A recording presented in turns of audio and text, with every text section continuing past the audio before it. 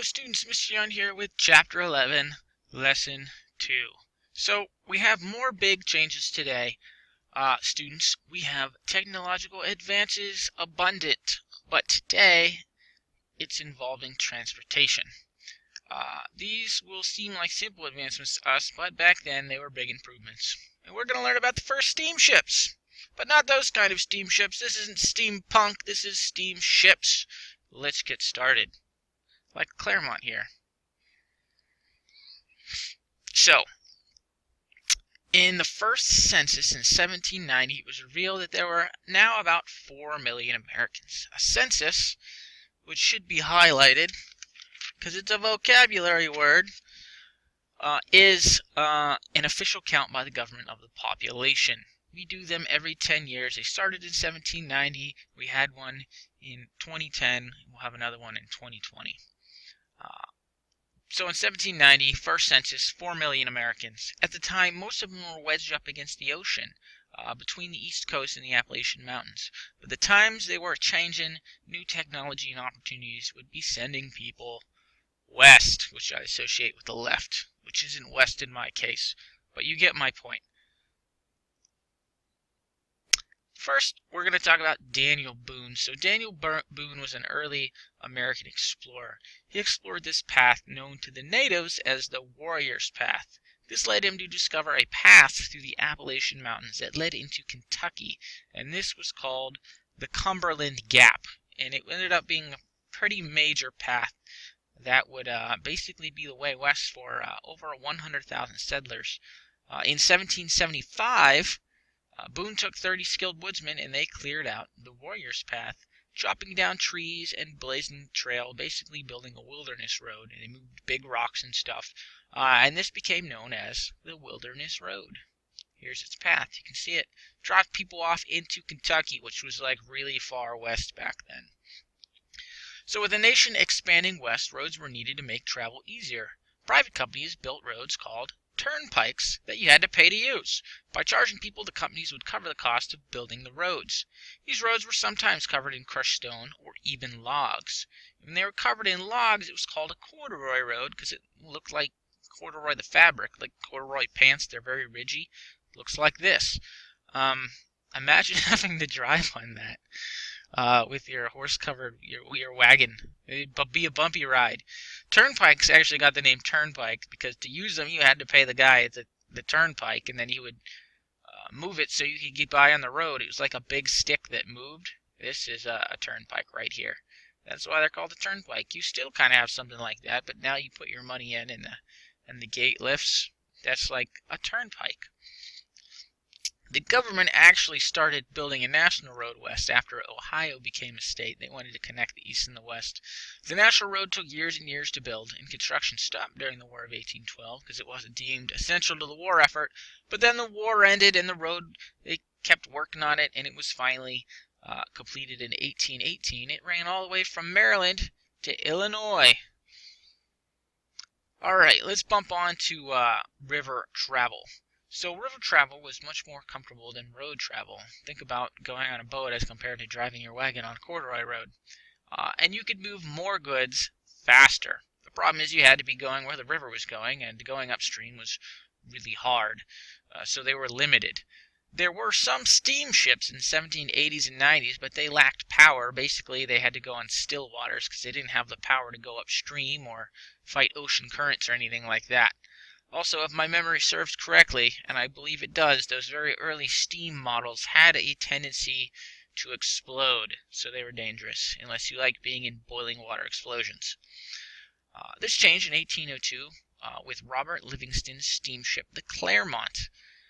He built a powerful steam engine that propelled his boat from New York City to Albany in a mere 32 hours, a trip that would take 4 days by sailboat. The Claremont offered luxuries like sleeping compartments and a smooth ride.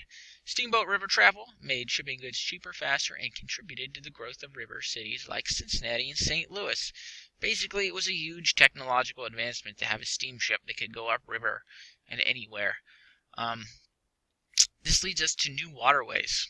Steamboats were great, but most rivers ran north-south, and not east-west. And what was really needed was waterways going east-west. How was this accomplished? Artificial man-made rivers called canals.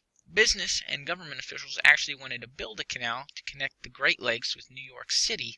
It's a lot of waterway to travel, and some people thought it was impossible. But they put a guy in charge of it named DeWitt Clinton, and he was able to get the job done. It took thousands of workers, many of them Irish immigrants, and they had to face many dangerous obstacles, such as collapses of the dirt of the banks, drowning. Disease spread a lot in these work parties. But after 8 years, some lives given, and 363 miles of digging, they were able to complete the Erie Canal. And it had a massive effect on the economy.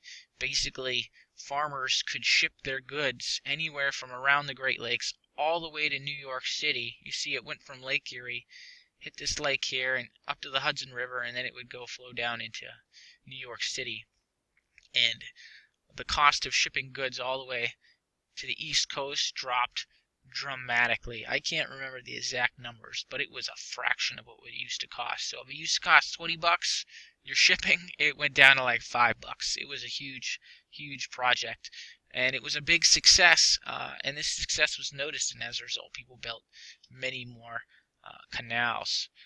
Originally, canals actually they weren't strong enough to hold steamboats, so what they would do is they would put stuff on flat barges, and then they'd have a rope tied to like a horse, and the horse would walk.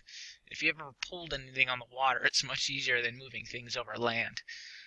That's how they worked. They were strengthened later so that steamboats could push barges on the canals. Sometimes locks needed to be built. I'm not going to go too much into it.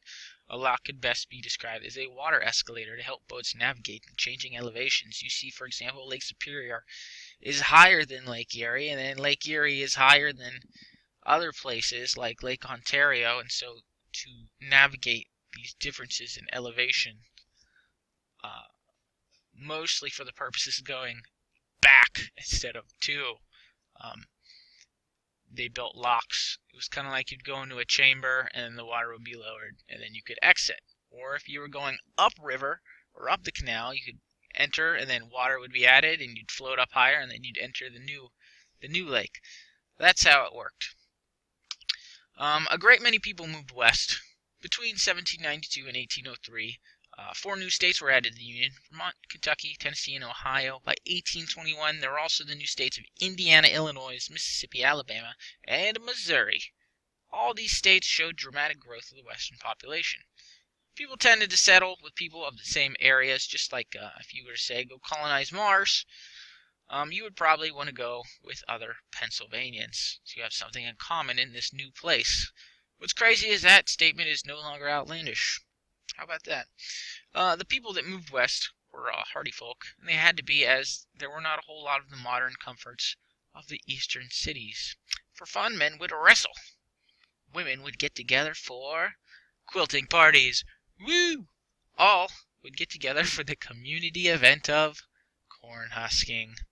There we do. I have community corn husking right there. You got to pull that husk off the corn before you can eat it. So it was an essential task, and you might as well do it with friends. So pioneering was obviously not always the most exciting, but it did spread the American spirit west into new lands. That's actually all for today, folks. Go ahead and move on to your simple quiz. 5 questions, 10 points. 2 attempts. Let me know if you need more. I'll be sure to put on a question about corn husking, because I'm sure you're all fascinated. Okay, on that note, have a wonderful day, and please contact me if you need anything.